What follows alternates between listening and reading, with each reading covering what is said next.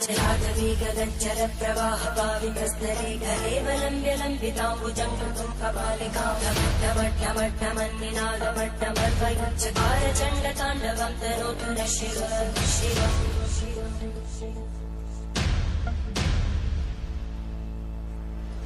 जटाकटाः सम्भ्रमभ्रमन्निलिम्पगच्छन्ति लोलवीचि वल्लरी विराजमानमोहनज्वलल्ललाटकट्टभावके किशोरचन्द्रशेखरे रतिक्षुमिच्छगम्।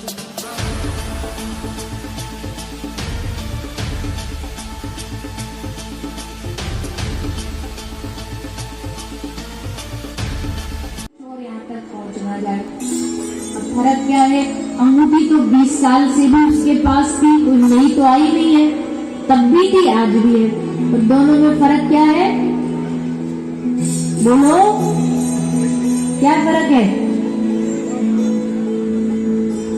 तब उसकी महिमा वो जानता नहीं, उसकी वैल्यू उसको पता नहीं थी, लेकिन अब उसको उसकी ये अंगूठी उसको कहां से मिली, अरे इसका जो इसमें जो नंद हीरा लगा, इतना कीमती हीरा है कि मेरी सारी दुकान एक तरह ये हीरा हीरा एक तरह, इतनी कीमती अंगूठी।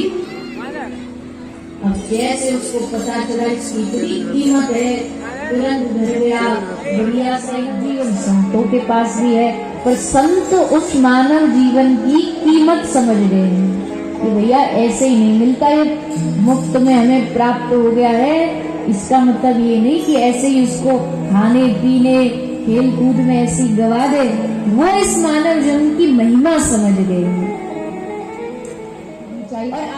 अब कोई आदमी सोचे, आप लोगों ने हाथ उठाया, आप पिछले साल भी आप कथा में आए थे, अब कोई कहे कि अजी वही तो भागवत जी पुरानी वही है, अब के साल कौन सी बदल जाएगी, वही कृष्ण, वही रुक्मिणी विवाह, वही सुदामा जी का चरित्र, वही सब ज्ञान की बातें जो है सब कुछ है, पर वो कभी कभी जब जैसे फोन को चार्जिंग नहीं मिलती ना तो फोन बंद हो जाता है, तो वैसे ही ये बार बार कथा, तो भागवत तो वही है, एक साल पहले भी वही थी, आज भी, और एक साल नहीं 5000 वर्षों से ये कथा ऐसी निरंतर बहती बहती आ रही, कभी पुरानी नहीं हुई।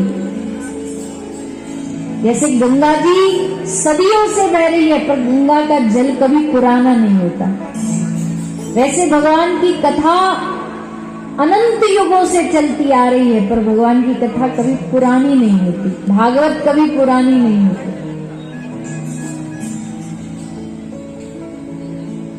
तो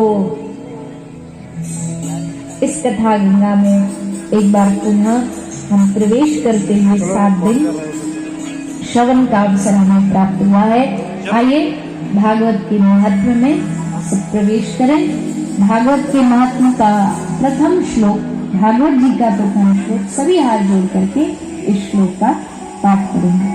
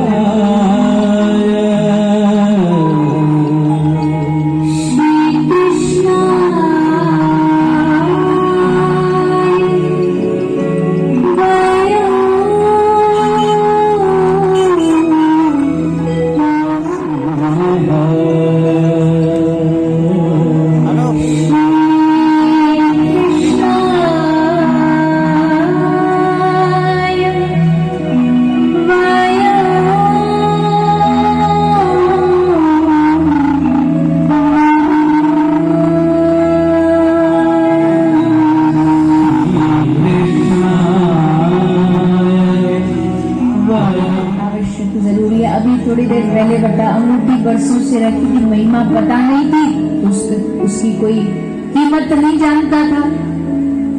ठीक वैसे ही भागवत जी हमको बड़ी आसानी से कलयुग में मिल गई, इसलिए हम इसकी कई बार कीमत नहीं जानते कि भागवत सुनने से कितना लाभ होता है। इसलिए भागवत आरंभ करने से पहले परंपरा है कि पहले भागवत की महिमा बताइए, महिमा सुनाइए। ये सामने कोई किताब नहीं रखी हुई, कोई इतिहास नहीं, कोई हिस्ट्री की कोई कहानी नहीं है कि वह पढ़ के सुना दी और जाओगे। और घर का जो अंग्रेजी में जिसको ड्राइंग रूम बोलते हैं, आंगन कह लीजिए, आप आंगन में उससे मिल मिला के बाहर से राम राम श्याम श्याम होके आप उनको विदा कर लो, तो ज्यादा आपकी उनसे पहचान है। और आपके घर में एकदम अंदर जो आपका पर्सनल जो कमरा है, बेडरूम है, उसमें किसको घुसाते हैं, जिससे हमारी बढ़िया एकदम मित्रता हो, अच्छी जान पहचान हो, उसको ही भीतर कमरा तक ले जाया, सबको थोड़ी ले जाया जाता है। तो यहाँ भगवान के पास जाने के लिए जान पहचान तो होगी जरूरी। भगवान से जान पहचान क्या होगी? बोले सत्संग में जब आप आओगे तो सत्संग से आपकी भगवान से पहचान बढ़ेगी। सत्संग से ही भगवान से पहचान होती है, सत्संग में भगवान से मिलना, मेल मिलाप होता है। एक भजन की लाइन है ना, बहुत पुरानी, सुनी होगी आपने, सांवरे से मिलने का, सुनिए क्या है अगली लाइन,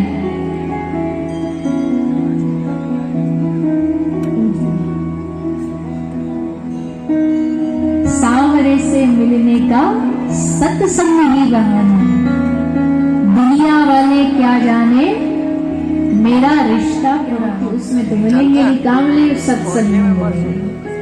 तो सत्संग में आना एक बहाना है कि भगवान से थोड़ा मेल जोल बढ़ जाए, थोड़ा मेल मिलाप बढ़ जाए, पहचान बढ़ जाए।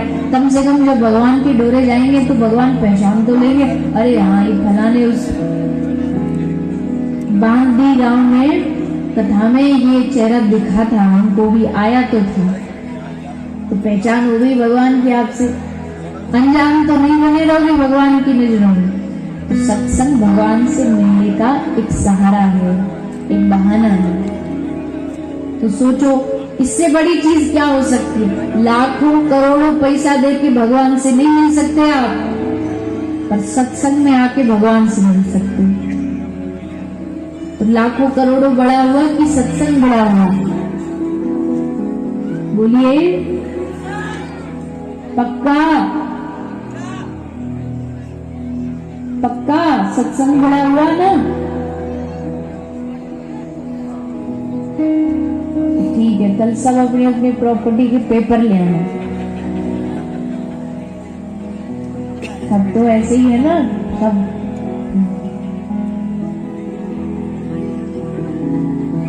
सब जानते हैं कि कहना तो बड़ा आसान है, पर मानना मन को कि नहीं।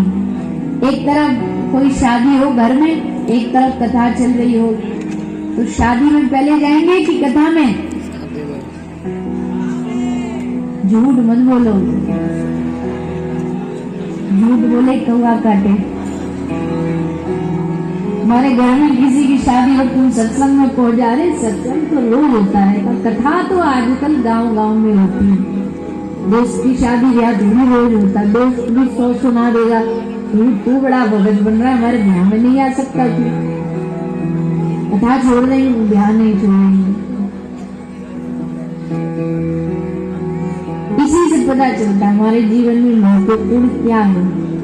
जिसके जीवन में महत्वपूर्ण सत्संग हो गया, भगवान की कथा हो गई, भगवान का नाम हो गया, तो फिर उसको सत्संग का जो फल मिलना चाहिए वो उसी को प्राप्त होता है।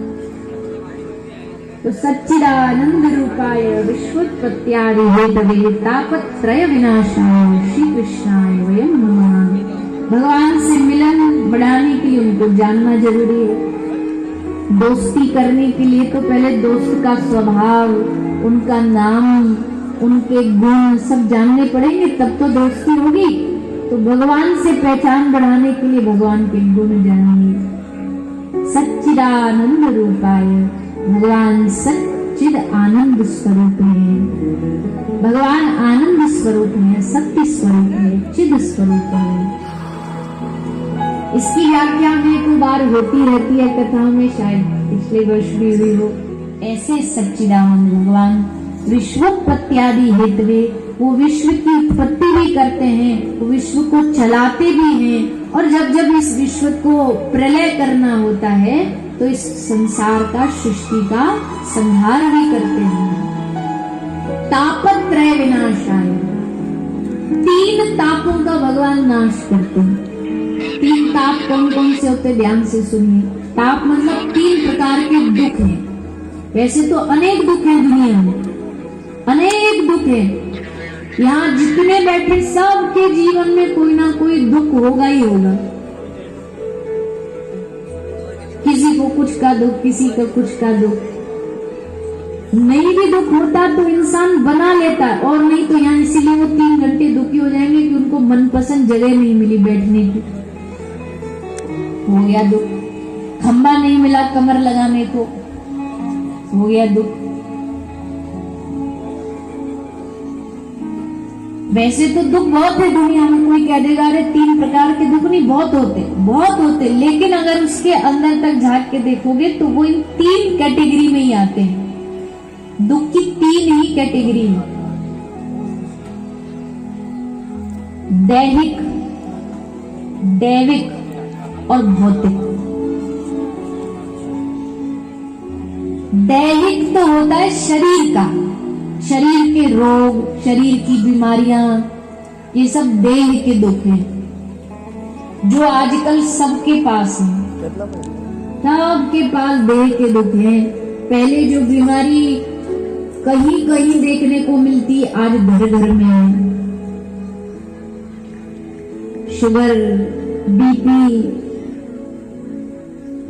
घुटनों का दर्द, कमर का दर्द, कितने शरीर के रोग हैं घर घर में। तो ये तो हो गए शरीर का रोग, दैहिक दुख। इनका उपाय क्या होगा, दवाइयां खाइए, जब तक डॉक्टर साहब कहते रहे दवाइयां खाते रहिए। सुबह की, शाम की, दोपहर की, रात की, सोने से पहले, सोने, सारी दवाइयां ही दवाइयां हैं। उसमें कमी हमारी होती है, हमने कुछ ना कुछ गलत किया होता। हमने पशुओं को मारा, हमने पशुओं को कैद कर लिया, बंद कर लिया घर में, तो प्रकृति ने बदला ले लिया। आइए स्वागत है।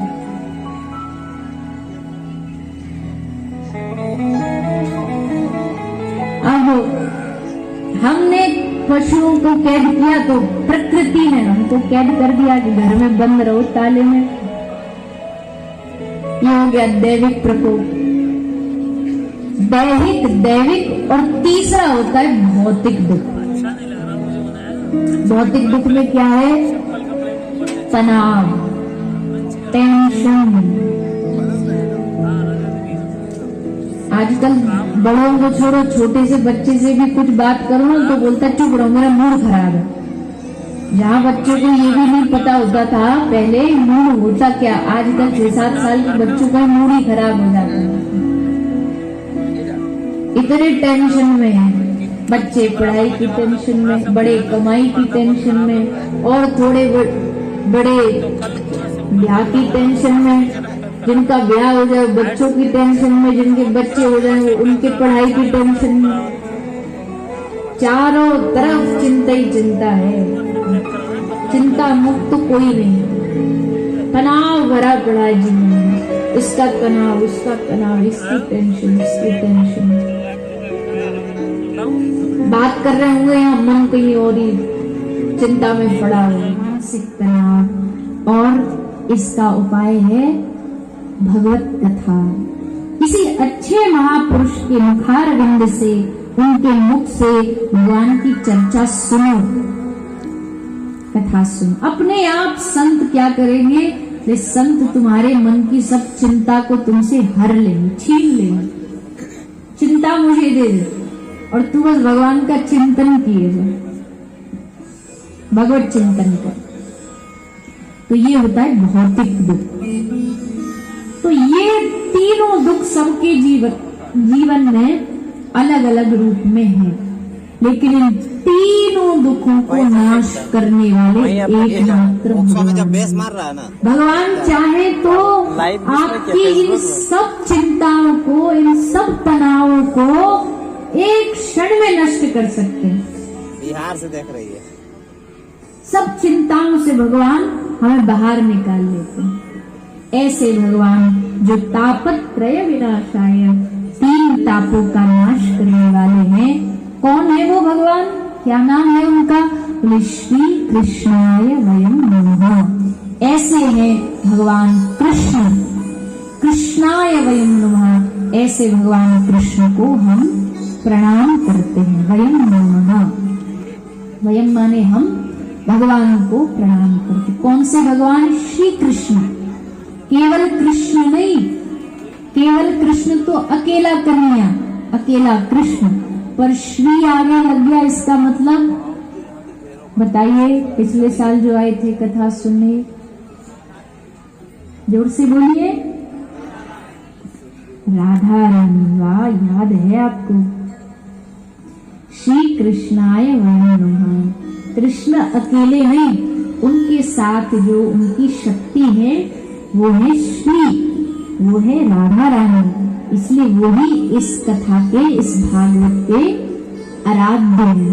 कृष्ण और उनके वाम भाग में विराजमान श्री राधा रानी।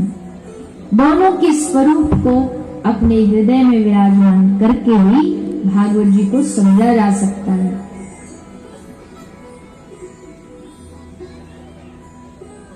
इसलिए आज कथा का आरंभ, कथा का शुभारंभ है। पहला दिन, प्रथम दिन है, तो श्री राधा रानी से हम सब प्रार्थना करें कि हे श्री राधा रानी, आप कृपा करिए ताकि हम सब भागवत जी की महिमा को समझ पाएं। अब जब आप मुंह से बोलोगे नहीं तो कहां से मिलेगी कृपा? बोलिए। मेरे बोलने से मुझे मिलेगी और तुम्हारे बोलने से तुमको मिलेगी। राधा रानी देख रही है कि इसके मुंह से निकल ही नहीं रहा, कृपा मांग ही नहीं रहा, तो फ्री में थोड़ी बात की बोलेंगे। तो जिसको कृपा चाहिए बोलिए, राधे किशोरी कृपा करो, राधे किशोरी कृपा करो,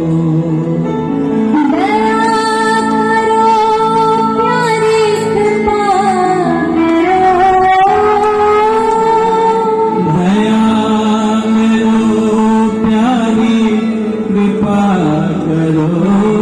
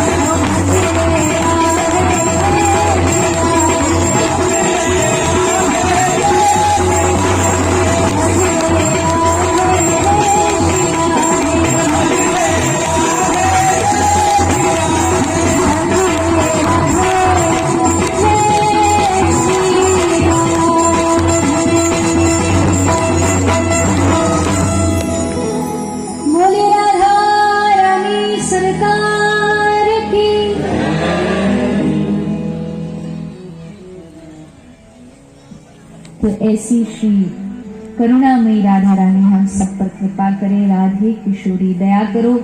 इसी भाव को लेकर के भगवान की इस कथा में हम सब प्रवेश करते हैं। यम प्रव्रजंतम पेतमुपेत कृत्यम द्वैपायनो विरह कातर आजुहाव पुत्रेति तन्मे तया तर्वोभिनेदुस्तम सर्वभूत हृदयं मुनिमानतोस्ते। श्री सुखदेव जी अपनी माँ के गर्भ से जन्म लेते ही भाग गए। उनमें विचार आया कि ज्यादा समय यहाँ रुका तो माया का बंधन बन गया। महाराज हम सब संतों की बड़ी इच्छा है कथा सुनने की, पर उसके साथ साथ हमारा एक भाव भी है कि महाराज सब संत कथा तो जानते हैं, आगे आने वाले समय में वैसे तो समय बहुत है सबके पास, पर भगवान के लिए, भगवान की कथा के लिए समय की सबके पास कथा सुनाना आरंभ किया। ये वो कथा है जिस कथा को केवल श्रवण मात्र से ही, सुनने मात्र से हर्ष चित्तम समाश्रित, भगवान हमारे चित्त में आकर के विराजमान हो जाते हैं। जो भगवान की कथा में विराजता है, जो भगवान की कथा में आता है, भगवान भागवत के शब्दों के द्वारा, कानों के द्वारा उसके हृदय में आकर के विराजमान हो जाते हैं। ऐसी ये भगवान की कथा है श्रीमद् भागवत। और ये ऋषि इसको साधारण मत समझना। जब कथा सुनाने के लिए सुखदेव जी तैयार हो गए, राजा परीक्षित सामने बैठे कथा सुनने के लिए, तो देवताओं ने सोचा कि चलो हम भी कथा सुनाते हो। तुम्हारा ये तुच्छ सा अमृत जिसके लिए तुम दिन रात लड़ते रहते हो, यहाँ इतनी सुंदर कथा चल रही है, सब शांति से बैठे कथा सुनने, ये तुमको भाव नहीं रहा कि तुम यहाँ भी अमृत लेकर के आगे झगड़ा करवाने के लिए। अब अमृत जहाँ होगा वहां क्या झगड़ा नहीं होगा, सबको लगे हमको चाहिए हमको चाहिए, कोई बात नहीं। अजी आप पहले ले लीजिए, आप लीजिए। तुम अमृत की बात करते हो, यहाँ पे थोड़ी चनोरी और केला ही बांटने लगो प्रसाद में, तो ही धक्का मुक्की देके हल्ला मचा देंगे। सुखदेव जी कह रहे यहाँ अमृत लेकर के तुम आए हो झगड़ा करवाने। राजा परीक्षित को कहा कि राजन चलो तुम ही बता दो तुमको क्या चाहिए, कथा सुननी है कि ये इन देवताओं का अमृत तुमको पीना है। राजा परीक्षित ने कहा महाराज दोनों में पहले अंतर बताओ। सुखदेव जी ने कहा अमृत पियोगे अमर हो जाओगे, अमरता की गारंटी है, लेकिन जो मरने का भय है ना, मरने का जो डर है, वो फिर भी मन में बना ही रहेगा, तो हो जाओगे। परीक्षित जी ने कहा तो फिर ऐसी वस्तु लेके मैं करूं क्या जिससे मेरा भय दूर ना हो। हे प्रभु, हे गुरुदेव, मुझे अमृत नहीं चाहिए, मुझे भगवान की कथा अमृत चाहिए, इसलिए आप मुझे भगवत कथा सुनाइए। सुखदेव जी ने कहा देखो अब जब लेने वाला ही मना कर रहा है तो तुम क्या करोगे, ना हमें सुनानी स्वर्ग में जाके भागवत, ना इसको अमृत पीना, तो तुम अपना अमृत अपने पास रखो और यहाँ से जाओ।